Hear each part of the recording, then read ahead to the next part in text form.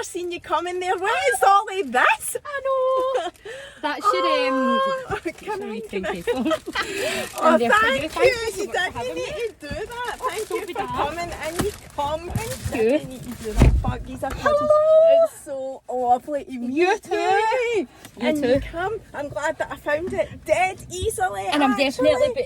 definitely a lot more human than I was yesterday. Oh man. Do you know, you were at that Calvin Harris, eh? Aye. I saw a video online about there being a crowd surge at it. Oh, I was right at the back. There's Oh, no way so I you could were get in fine. there. That's alright, Aye.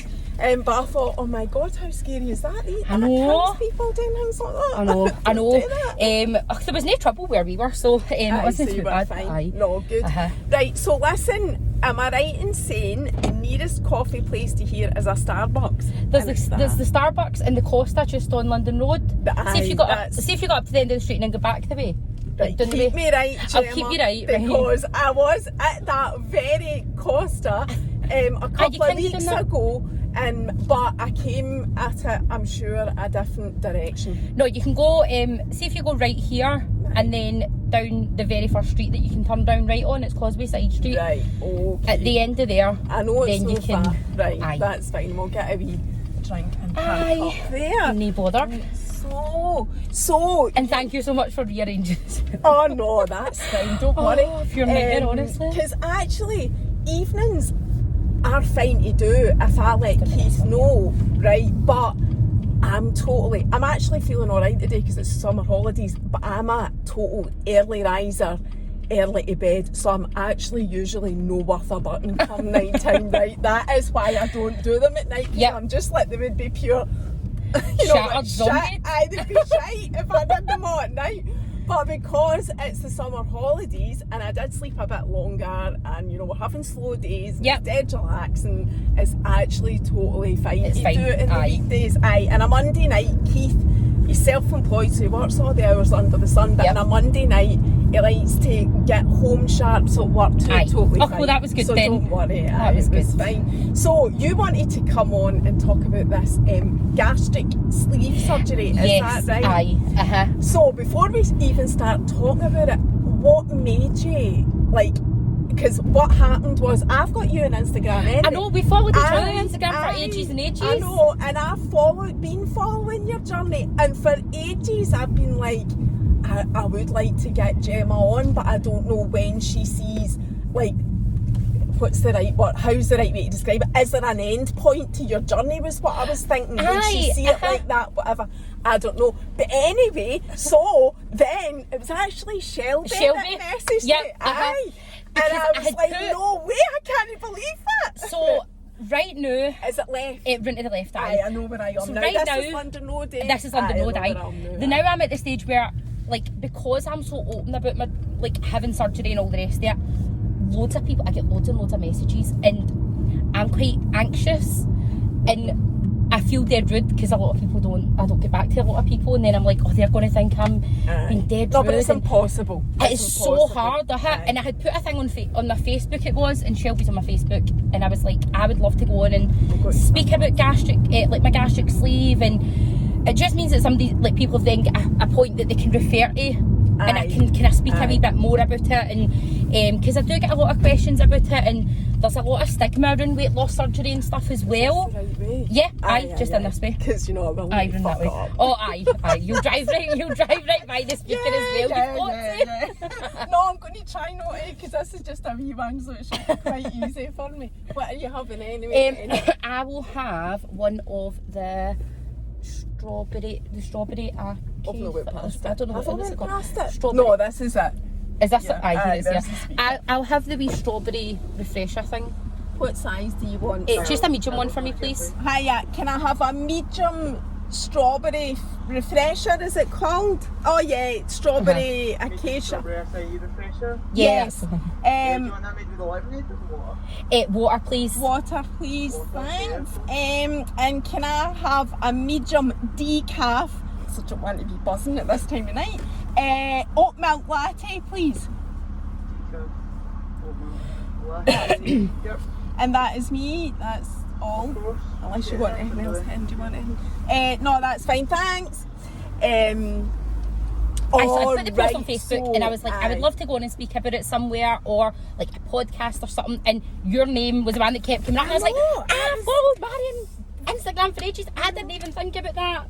I know, that is mental. And do you know what I was saying to my pal last week?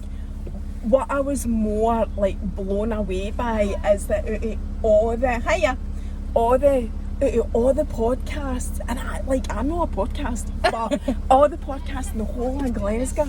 Thank you. Did you get it? That people, and it was more than one. Like, there was more than one person had said it to you. I was so flattered and blown away by that. Thank you. Oh, that's great. Amazing. Thank you Do you so want much. a straw? No, it's alright.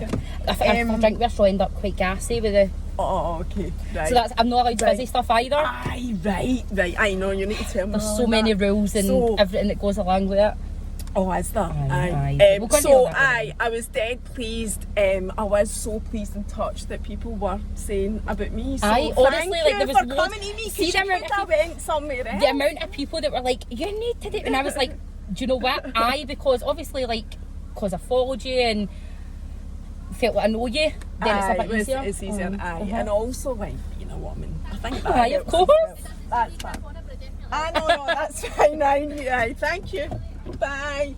It needs to be Thank you so much. You're very welcome. So, that was how it came about. You coming to me. Yeah.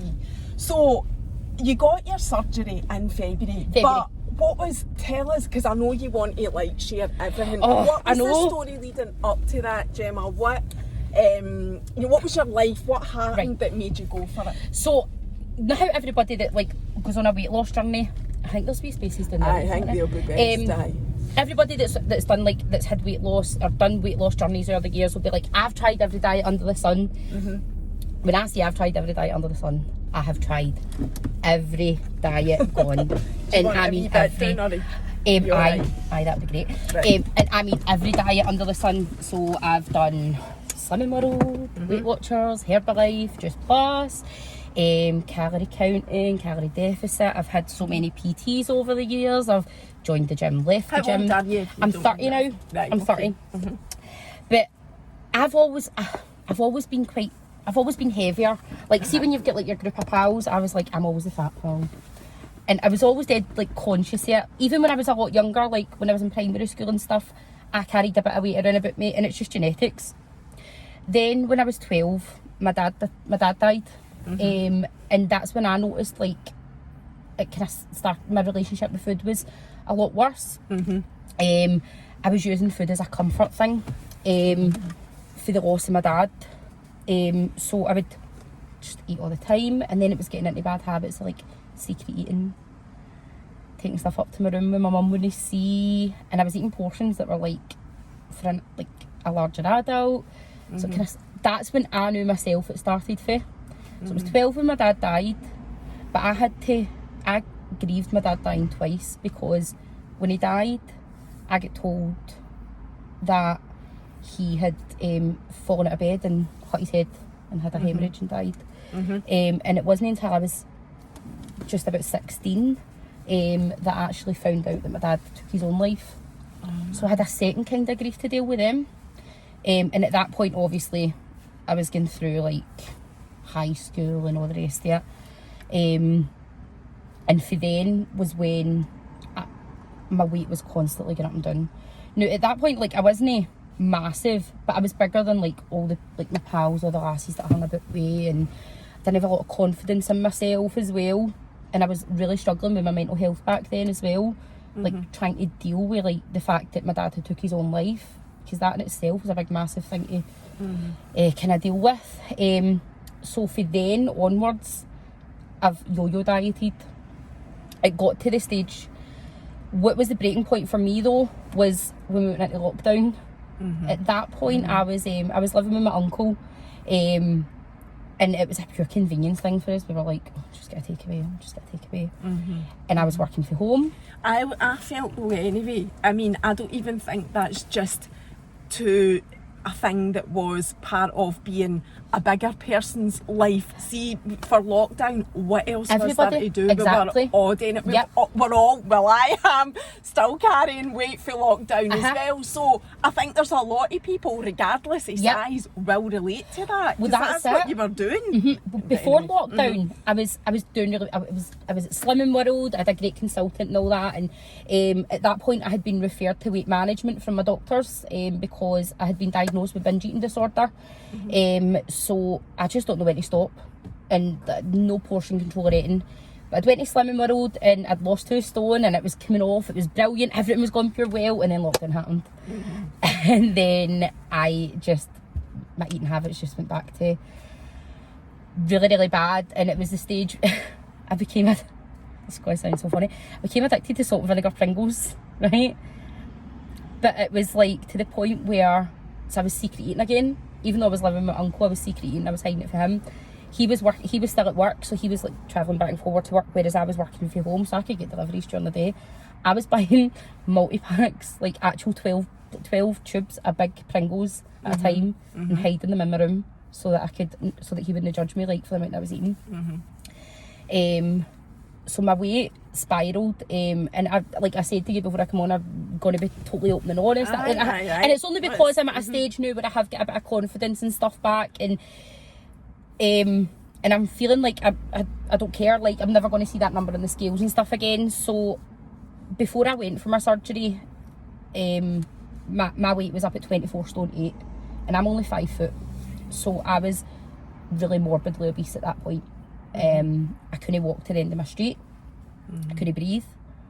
I had sleep apnea. My joints, like I was popping painkillers for fun just because of the pain that I had in my back. I had sciatica. My joints were flaring up all the time and everything. So it was my friend's hen do last June, and even when I was bigger, or I'm still heavy. I'm still not the size I want to be, but when I was at my heaviest, I was always quite confident. But I went to my friend's hen do in June last year, and it was just me and all the girls, and I didn't want to go in any photos or videos, and other people noticed it.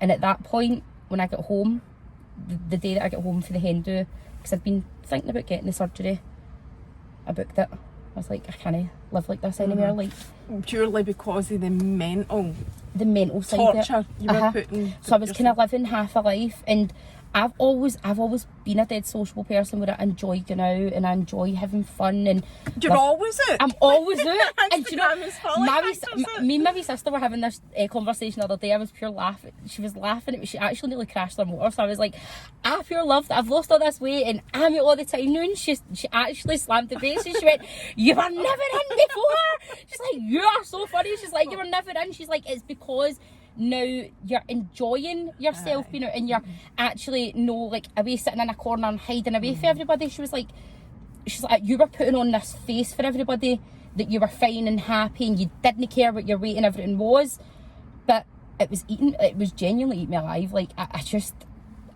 couldn't." And it was a face, like it was a mask I was putting on, and I hated it. There was a point where I smashed all the mirrors in my house. Couldn't even walk by a mirror with looking in it, and I hated myself. And it literally consumed my thoughts for the minute I opened my eyes to the minute I was going to bed. I don't know how many times I was like, I would be sobbing my heart out. And I felt my mental health took a really bad decline when I got to my heaviest as well. Because I did become a bit of a recluse for a while too, just after lockdown. I didn't want to go anywhere. As I say, like I always go to football and everything. Stopped going to the football. Stopped doing loads of stuff that I actually enjoy doing. And it was all down to that. Was that your heaviest before when you're talking about June when you booked it? Had you peaked then? Was that the heaviest you'd been? So and then after June, when I knew that I was going for the surgery, I was like, right, I'm going to try and lose a bit of weight. But again, it was like going up and down.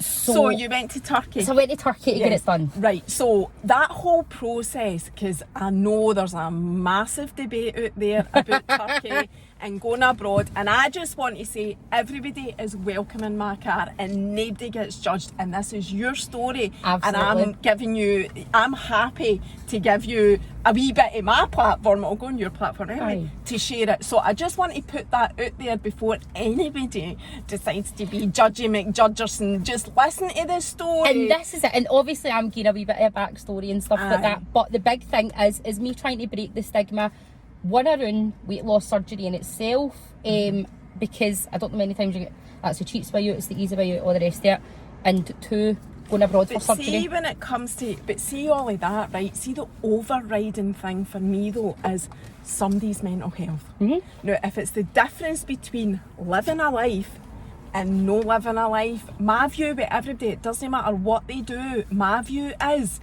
if it's what you need to do, then you do what you need to do, right? So I'm not saying, oh, you must do this, you must do that. What I'm saying is, you know what's right for you. Absolutely. And it's, you know, I would rather see somebody live a life than no live a life. So that's kind of how I feel. And that's it. Like, I didn't just, although I'm saying like it took for me to go to that hen do and then I came back and booked it, it wasn't that I just jumped in feet first. You'd lived years. And I'd done research on weight loss surgery for 2 years as well. Right. I'd spoke to my GP and everything about it.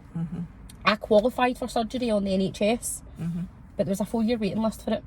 And at that point, I mean, it was worrying to all my family and everything, the size that I'd got, because it was affecting my quality of life. And it's like you say, like, if it's the difference between being able to go out and live your life, what I say now about my surgery is, it didn't just change my life, it saved my life. And it did save my life, because the way that I was, that my surgeon, my GP and all that, they're always like, don't know how you've no get like diabetes, don't know how you've no get like this health issue, apart from the fact I could, like, my breathing and everything was bad, my mobility was bad, how I never had other health implications for the size that I was beyond them. So I'd done research for 2 years on it, and I had already reached out to the place that I ended up going to. A friend of mine had been to this place, and that's what I was just going to ask you about, the research of the place. So I'd been researching like this. I hadn't heard of gastric sleeve before. It was gastric bands that I'd been looking at, and I'd looked at gastric balloons, and I looked at every type of kind of weight loss surgery. And back then, I was thinking of it as a quick fix. It was like, this is going to, like, I'm just going to get this done and it'll be quick and that'll be me, I'll be dead happy and everything again. But it was a friend of mine had this surgery done, my friend from Ireland, and he spoke to me and he was like, I hope you don't think I'm being cheeky or the rest of it. He was like, but look at how much it's changed my life. And he recommended Erdem Hospital, it's called, in Istanbul. And at that point I was like, not a chance, I'm not going abroad for surgery and all that. He's like, well, I'll add you to a group on Facebook, do your research, have a look into it. So even you had that view. Had that view as well, honestly. And when I spoke to my mum and everything about it, my mum's like, not a chance, no way you're going abroad for surgery. She's like, my heart's roasted just the thought of you having it done here. And such a story saying that, my heart's roasted. My heart's roasted. My gran used to say that. But she's like, but at the end of the day, you're an adult, whatever you do, I'll support you. So, and I'd spoke to all my friends and everything about it. And you researched the surgeon, so, I'm assuming. So this is it, right? So I researched, and I did, and as I say, this was 2 years before I booked it. And I spoke to one of the consultants and everything from the hospital. They gave me all the information and everything on it. And I was like, right, so at least I've got a starting point and I know, right, this is like the financial side of things. This is what to expect from it. I was reading like all the kind of like stories of people who've had it done on the Facebook groups. Can I ask you, and if you don't want to say, just say, but what is the difference in price from getting it? Are you not wanting to say? No. Aye, you do. Aye. So the NHS had ruled out, because I was like, I'm not waiting 4 years. Right. I'm not waiting 4 years to get it done.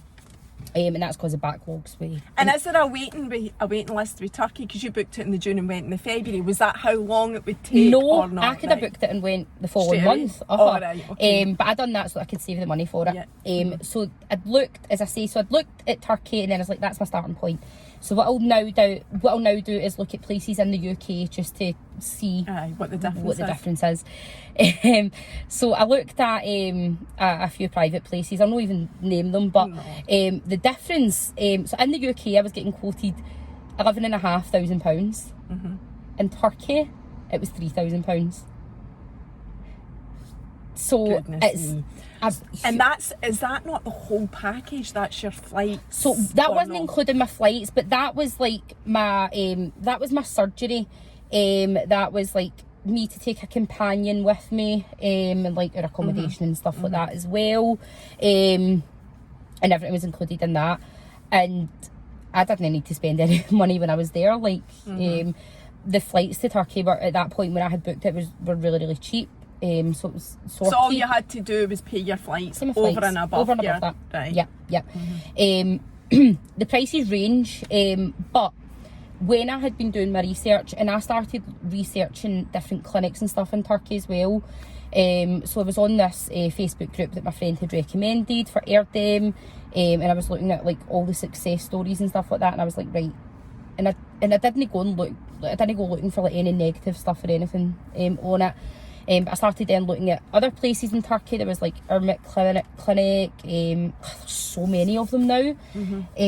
What's the Facebook group that you're on in case people want to? It's called Erdem Hospital Community Group. Right. So the surgeon that was recommended was Dr. Ali Solmaz. He's on my Facebook as well. And he is honestly he's just a top-notch guy. He is amazing. And you're still in touch with him? I'm still in touch with him. He still keeps in contact with me, comments on my Facebook stuff anytime. Every week I've got my before and after photos and my wee updates and stuff. But he's fantastic. He was really, really, really nice. All the coordinators and stuff as well there were fantastic too. And what I liked about there, over and above the research I'd done on the surgeon, was they weren't pushing me to get it done. They weren't like constantly on my case and being like, right, are you booking as yet? Are you booking as yet? What's happening, all the rest of it. Whereas other places that I'd inquired with were like, this is how much it's going to be. Do you want to book? And then like constantly plaguing me with like all these messages. I was like, is that about my health, or is that about them just trying to make money? Aye, that is a put off, isn't it? Aye. When you're getting something like that done. And that's the thing. There's so many adverts and stuff, and the reason, another bit of research, and a lot of the research that I done came off of TikTok. So that's where my biggest platform, my biggest following is TikTok, and that's because I am so open about my gastric sleeve journey. I was going to ask you about that, right? Because I'm not on TikTok, and it's only really came to light for me because I'm not on it. Because like TikTok is where you find out everything. That's where everything happens. But it's just been with people like you who've shared stuff from TikTok and their stories or whatever, where I've suddenly realised this is actually a massive thing. And I'd said to Keith about it, and he went, aye, I've looked at it. He's looked at it for some as well, but it's not my place to say what it is. Not for we all know what gets done in Turkey. So he's looked as well, and I'm like, you're joking. He said to me, it is phenomenal, the difference in price. I said, Keith, I wasn't even aware up until the last month or two how massive this thing is about going abroad to get these procedures done. And he said the prices, I mean, it's totally unreal, the total, like the difference. And one of the things is, it is a big thing on TikTok. There's loads of people doing it and sharing it and whatever. And one of the other reasons why I made the decision to go to Turkey was because the amount of success stories and stuff that I've seen, and I was following people that were very open and honest. There's a girl, Scarlett Black, that I follow. She's got a massive following on TikTok, and I was very inspired by her journey, because she was like, I was comparing myself a lot to her and how like unhappy and stuff she was before her surgery, and the difference that she's like a totally different person. She is just amazing. And she was being very raw and honest. There's another girl from Belfast, Kerry O'Kane, and her story is just amazing too. And it was people that I could relate to, because in the past I was like going to like PTs and all the rest of it, and no harm to like personal trainers and everything, but a lot of their comparison pictures weren't people who were in my position or my size. It was people that were maybe a bit thinner and that were toning up and all the rest of it. Anybody that I'd approached was always very, very nice and helpful and all the rest of it, but it was... You don't need to justify your story, Gemma. It's your story, and that's what you chose to do, and I think everybody needs to respect that, regardless of what they've got to say or whatever, totally. So, you've lost nearly 6 stone. So, I don't know when this is going to go out, but I weighed myself today, so I've lost 6 stone 2 pounds. Wow! I know, congratulations! congratulations. This'll go know them more about the next day. So that's usually, it's the day before my weigh day, so that's fine. But I wow, weighed myself the 6 stone 2 pounds, so I must have danced the other 3.5 at Calvin Harris at the weekend. 6 stone 2 pounds, which is, like, honestly, the difference that I feel in myself is just, and everybody keeps saying that, like, it's not even just like how you, like, it just comes across in your confidence. Your smile is a pure happy smile and everything again. Oh, you can feel it. Your energy's incredible. You're buzzing. And I didn't even know you before. And but I see, can even feel things like, I would be sitting, like, I would normally be sitting in this morning, I'd be like, I'm dead embarrassed, I'll sit like that and zip my stuff up, whereas now I'm just like, happy thing. As I say, I'm not at the point I want to be. My original target loss was to lose 10 stone, but I've now changed that. It's probably going to be about 12 or 13 stone that I want to lose. I'm saying that, but I'm more going with, like, my clothes size and stuff like that, and once I get to a certain stage, then I'll kind of be able to then start toning up. And I want to ask you about that, like, how it works. So, what is a gastric sleeve? Right, so a gastric sleeve is, it's a lot more permanent than a band. A band can be adjusted and taken out and all the rest of it. Gastric sleeve is when they actually go in and cut away 80% of your stomach. So I now have a stomach the size of a banana. So I physically cannot eat big massive portions, and that was the big thing for me. As I say, having binge eating disorder, I just couldn't stop, and it didn't matter if my belly told me no. I would force myself food to the point where I felt physically sick. With this, I can't do it because my stomach's like, what would happen? So what does happen? Because that's what you've been used to. So how does it work now with the mind and the belly? It's work. Well, this is it. So before I could just force myself, whereas now you end up with things called dumping syndrome. Do you know dumping syndrome? No. So dumping syndrome's like you need to explain dumping syndrome is where you end up, there's like so your food bypasses straight into your lower intestine, maybe? your intestine, Aye. rather than going to your stomach, Right. and it ends up all compacted, and you end up with this horrible pain. So you end up like feeling like somebody's literally stabbing you from the inside. Have you had that? I've had it, because I've tried to binge before. I've tried to eat stuff that I shouldn't. So you end up doubled over in agony. You end up being really physically sick, hot sweats. It's horrible. It's a horrible thing. Like, it's like this horrible trapped gas.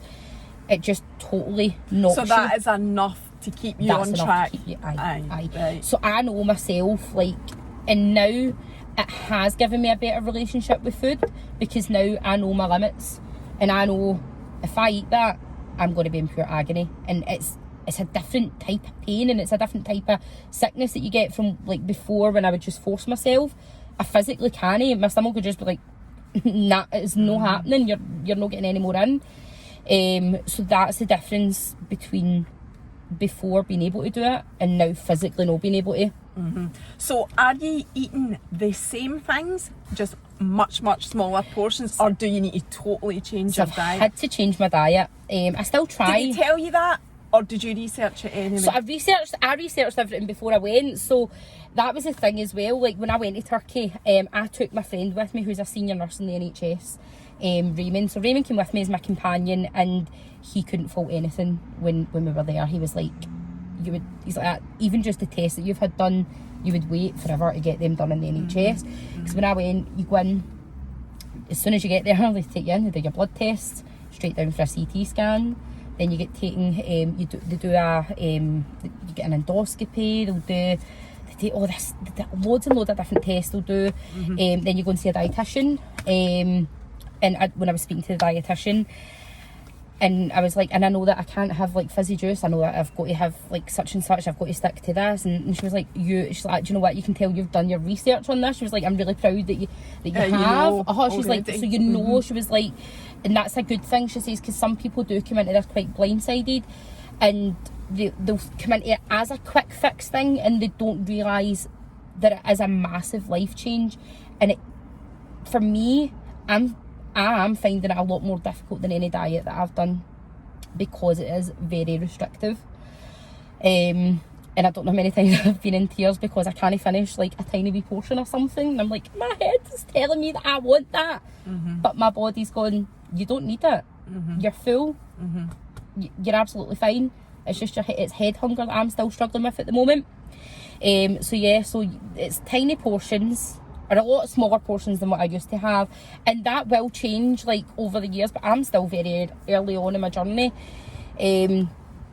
Before I went as well, I found out that there's a lot of things that you maybe enjoyed before, your taste buds totally change. Oh, do they?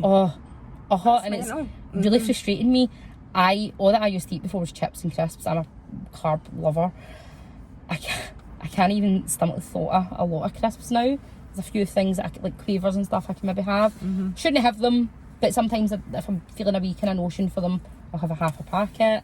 Chips just do not agree with me at all. Really? You can't eat them at all? Oh my God, no. And I think, see, because I always try, like, I'm like, I might be fine this week, as I'll try them anyway.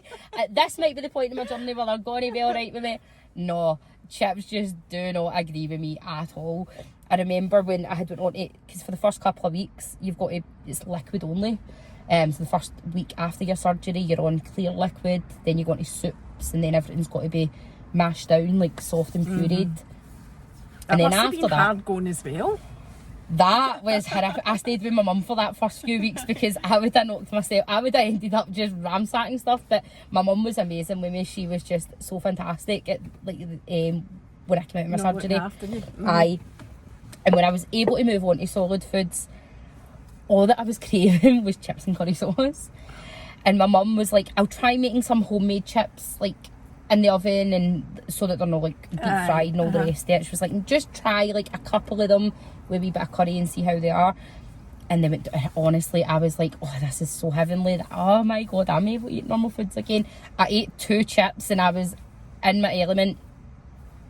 They stayed down for about 3 minutes. Oh my God. So for then, I've tried them every single like couple of weeks since.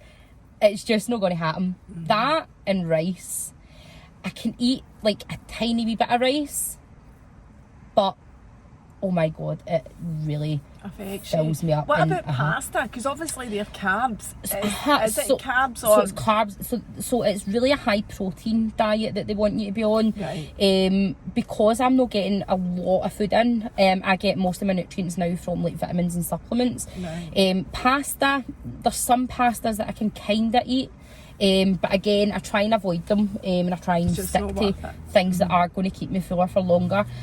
At the very start, I was sick of looking at protein shakes to the point I was like, I'm going to turn into a protein shake, honestly, because it was the only way that I was able to I'm not a fan of them. No, I don't even know how now I normally just have one for my breakfast, and then I'll have like, I try and make sure I'm getting my protein and stuff in throughout the day.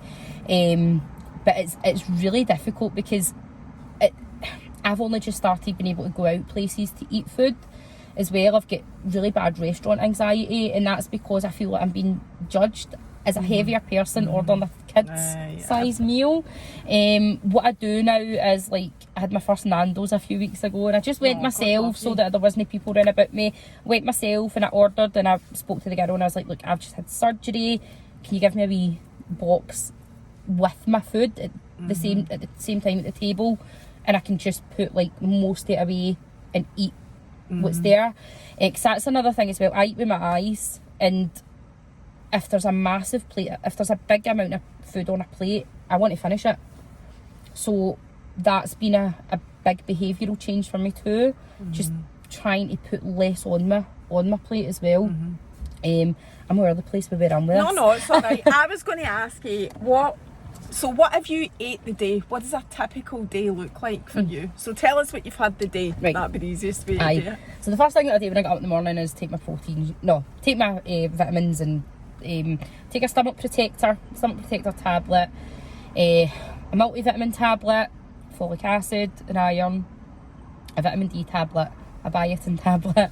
I think that's... And they tell you to take all of that, and that keeps... And that's because I'm not eating a lot of food that I would get that nutrition from. Right. I'm at the stage in my journey now, and I knew this before I went, that you get hair loss, massive hair loss, and I'd shared that on I've got 2 Instagrams. I shared that on my weight loss Instagram. My hair's falling out rapidly now, so I'm taking biotin tablets and stuff like that for that.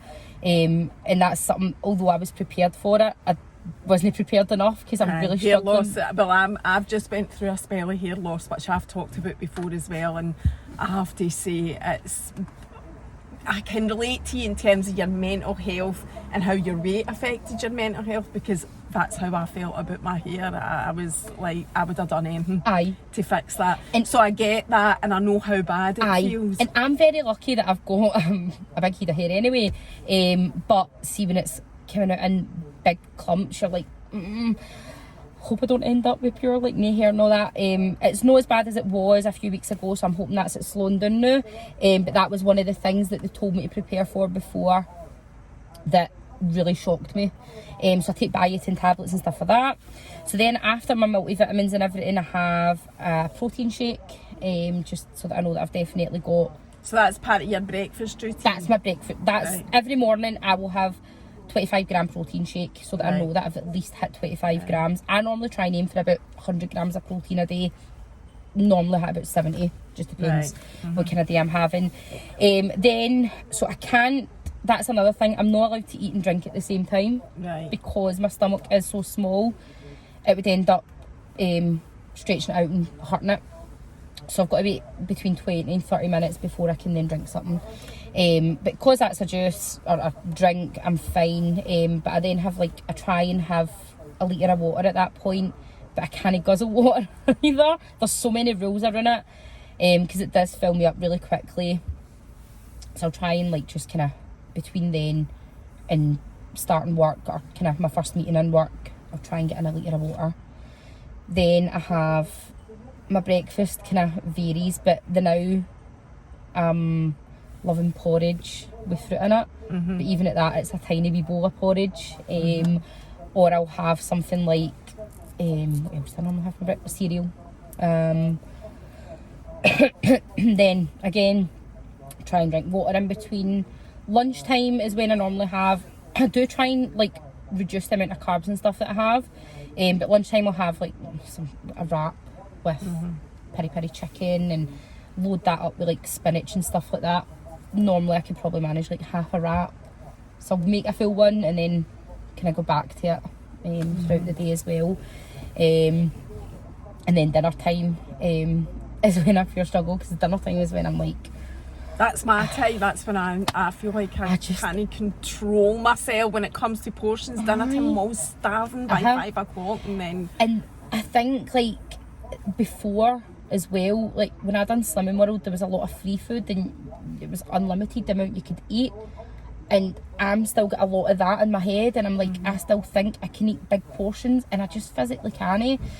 So one of the things that I've done is put all my big plates to the back of the cupboard, and I only eat out a small plate or a small bowl now, so that I'm not tempted to fill it up. And that's it. And what I do as well now is, even if I can't finish the portion that I put out for myself, is I'll go and bin it right away, because then I'm not tempted to go, I'll go back to it or what have you. Or I'll freeze whatever else I've got left. So so that's kind of my typical dinner time, but I'll normally have breast of chicken with veg, or just one. You can eat a breast. But every day's different. Every day's totally different, so I can have days where I can manage a bit more. The day I can't eat a lot at all the day. You can feel it. I can feel it. I know myself, I know the kind of day that I'm having. I couldn't finish my protein shake this morning. I was like, oh, this is going to be a restricted day today. So you know yourself, your body kind of tells you what kind of day you're going to have. Obviously as a woman, when it comes to time of the month, I just want to stuff my face.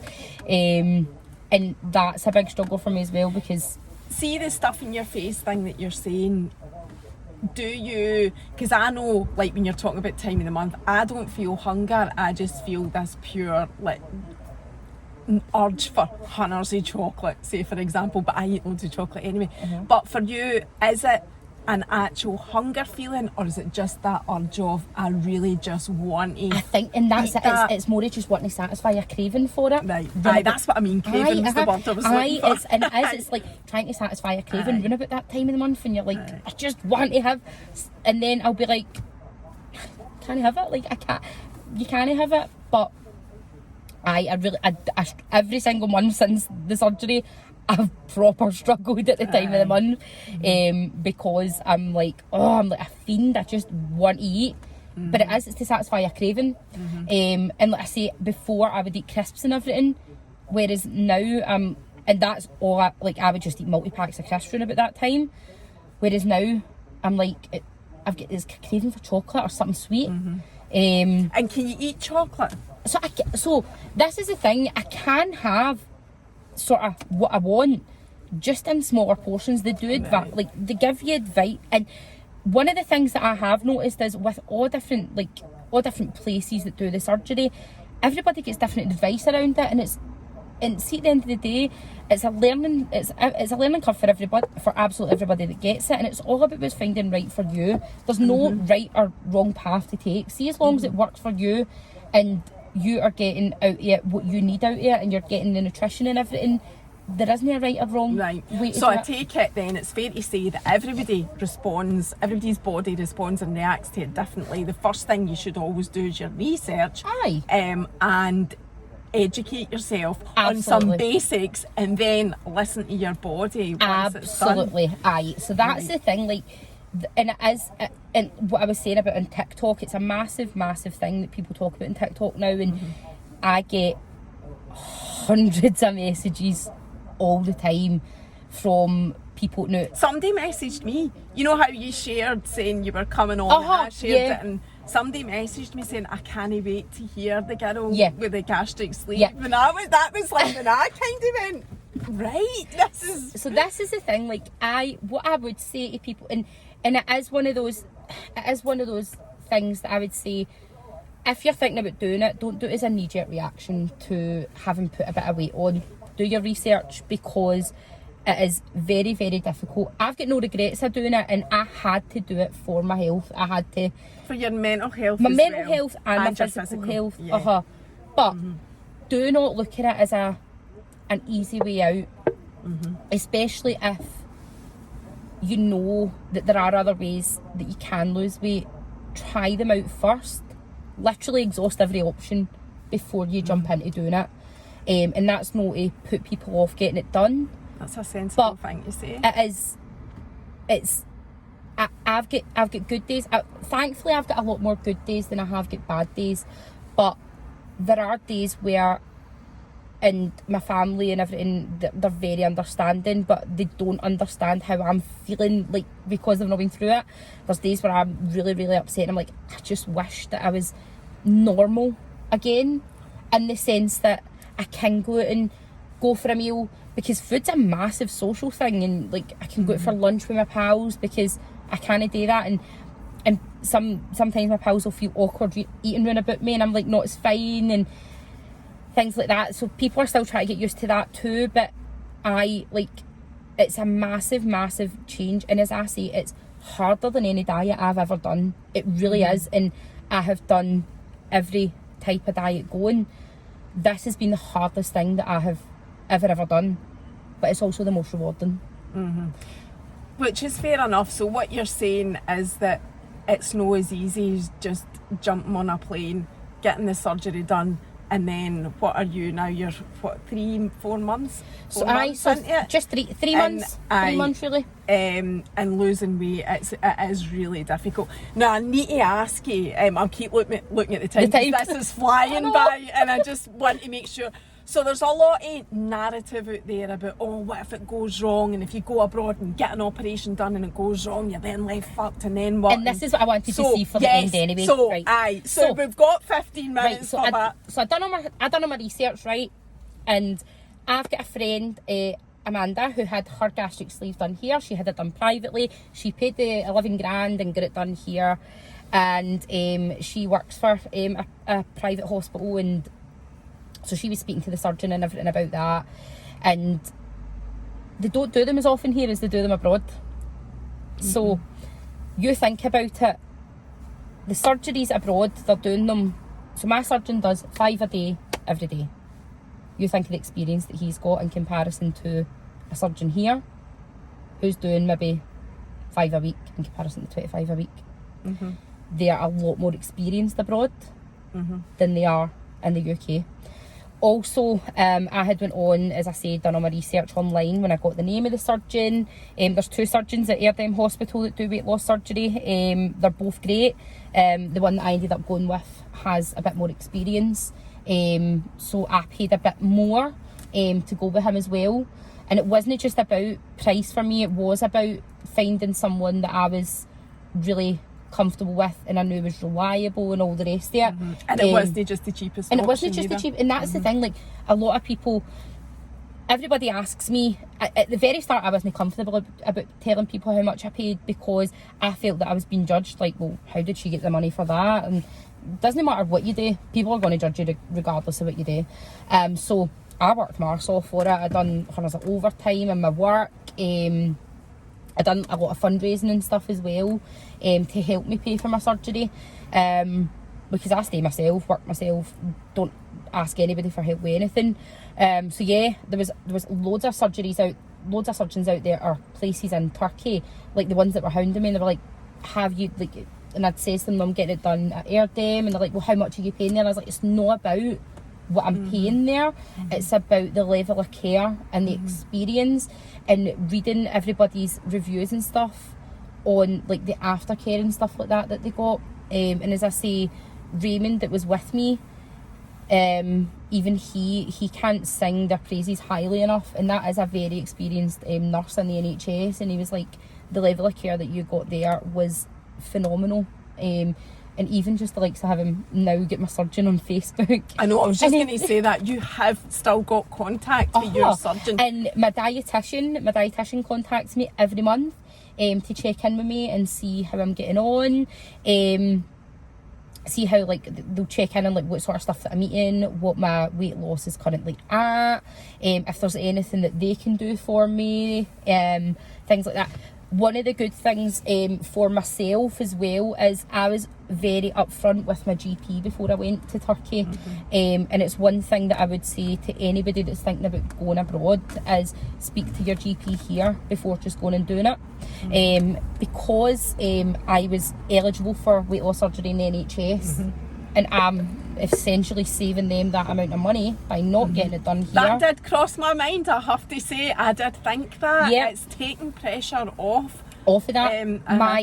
And I know of GPs that won't do follow-up blood tests, they won't do like your vitamin B12 injections for people after surgery. They basically don't want anything to do. If you have went and got this done off your own back, and a lot of it is people who maybe haven't needed it. And I know I shouldn't say that, but it is people that have looked at it as a quick and easy way out. But as I say, I was eligible to get it done here, so they knew I needed it. I went and got it done there, and my GP has been fantastic with me. Right. I have honestly, I can't sing their praises enough. So if anything was to go wrong, then you would be going to the NHS for any follow-up treatment or whatever. And that really is because you yourself qualified for the treatment in the first place. So yeah, you then just took it upon yourself to go abroad. And as I say, like, I spoke to my GP and everything, and they were like, we know that this is a last resort for you. We know like how much this has plagued you. And like one of the biggest things for me is I'm now on the lowest dose of antidepressants for the first time in years. So things like that, I now get like my stomach protector and stuff from my GP. I go for my every 3 monthly blood test with them just to make sure my vitamin levels and everything are okay. They do my vitamin B12 injection for me here, and they've got the contact with the hospital in Istanbul as well. I took all my pre-op notes and everything. They gave me everything away for my GP to have. But letting your GP know before you're going abroad is the best way to go about it, rather than just going and getting it done and then coming back, and if there is any issues, there then being a pressure on the NHS or on your local doctor's surgery. Right. So you were saying, I know that when you were saying you were coming to speak to me, you were saying about the pressures of social media and stuff like that, and I wasn't sure if you meant the pressures to look a certain way on social media. I mean, this is so ironic what I'm about to say, but social media pisses me off big time. But that is why I do what I do on social media, because I want to put out more reality rather than, oh, look at us all happy families and everything's wonderful and I look amazing and so does, you know, and we don't argue and everything's fucking wonderful, when we all know nobody's life is like that. So, social media pisses me off, but this is why I do what I do, to put out the reality. So when you were saying about the pressures of social media, were you talking about that, like this big pressure to look a certain way? And this is it, and this is why, like, my biggest amount of my following is on TikTok, and the reason that I done my journey on what have you got on TikTok? Just over 19,000 followers now. Wow. But the reason I done it on TikTok was because it was strangers. I didn't want to document my journey on my own Instagram. I made a separate Instagram, which you now follow, and I kept it private. And at the very start, it was like I would only accept people onto that I knew personally, that I knew wasn't going to go and sit and talk about me and share my photos and all the rest of it. And I would put the disclaimers on my, because at that point I was sharing, and I was being very raw and sharing like photos of my underwear that when I was at my absolute heaviest, and I didn't want anybody that I knew to see it, but I was all right sharing it on TikTok with people that I didn't know. And it was, and it's only recently that I'm like, do you know what? I'm so proud of myself, like how far that I've come already. And now I'm putting photos in my gym underwear before my befores and afters. I've made my own Instagram public again, and now I'm in a better mindset, and there's always going to be negative comments no matter what you do. Do you still get that? Do you? On TikTok at the very start I did. I now restrict who can comment on my stuff, because I think that would kind of eat away at me a wee bit. And I do still get people saying, but you took the easy way out. As I say, but it's the same old story with social media, Gemma. Whether you're on a weight loss journey or you're just on a social media journey, there is always people that will say shit like that will always throw stones at you, that know nothing about your life and nothing about you. And I'm the same as you. I just don't let them in. I don't read anything, and I block anybody that's got anything shit to say. Because go fucking elsewhere if you want to spout shit. Exactly, and that's the thing. Like, I can sometimes come across as the big I am, but I am a pansy. I'm a pure pansy. See when it comes to negative comments and stuff, I'm like, oh my god. And like, loads of people have asked me to do TikTok Live. TikTok Live's a cesspit because anybody can comment on it. And I'm like, the other day I put up a thing and I was like, right, I really want to do a TikTok Live so that people can ask me like on the spot questions about my gastric sleeve, because stuff that I'll maybe not talk about, and I can answer them there and then, but I'm like, I'm going to need moderators, because see if I see it and it's bad, I'm just not going to be able to cope. But I'm kind of coming to terms now where I'm like, there's going to be people that will have good and bad things to say. See, as long as I know myself, I've done the right thing for me, and it's changing my life for the better. Some wee dafty on the internet doesn't matter.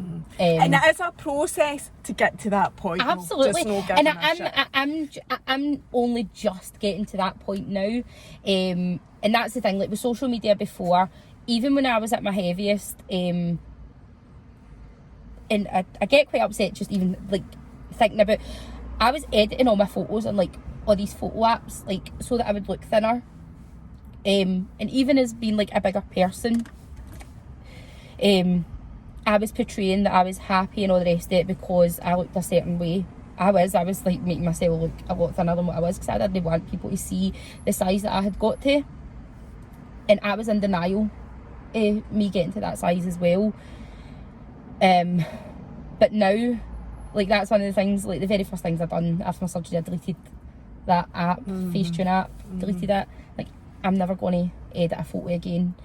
And I know that there's people out there that are a lot thinner and they still do it. They'll edit their pictures and everything. Loads of people do it. Nobody actually cares. I know. I agree with you. I don't think anybody and it's cares new. either. It's new that I realise that, and everybody just like, everybody's more thinking about their self, and see that, like, the amount of people that like, you just look so happy. So even when I was back editing all my photos, I didn't look happy. Whereas now I'm not doing it, and I'm the happiest I've ever looked. Totally.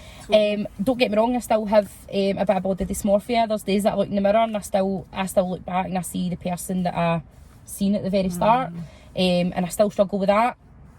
But it's taken my head a bit of catching up to see how and far it'll I've be come. an ongoing journey, because a mental health journey in itself is a daily, as I'm always saying, a daily grind, a daily, don't want to say battle because that makes it sound like it's horrendous every day, but it is, you know, something, but I know personally it's something that I need to work on every single day, and it's just some days it maybe needs more, and other days it doesn't need as much when you're buzzing and whatever. So that happens to us all anyway. So you'll always have that. So we've only got a few minutes left. I want to ask you about how long it'll last. So have you got this forever, or do you need to go and get it replaced? Does it have an expiry date? No.